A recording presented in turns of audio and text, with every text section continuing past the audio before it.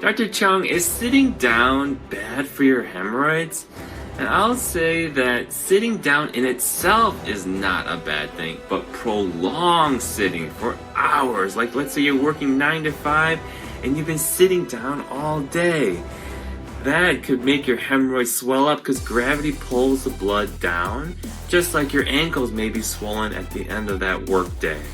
The other thing is hemorrhoids depend on you to be moving and being somewhat active to prevent constipation.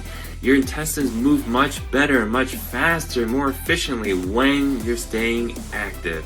So try and take a business meeting, maybe over a slow walk outside if you can on the phone. Take care, bye-bye. Dr. Chung, is sitting down bad for your hemorrhoids?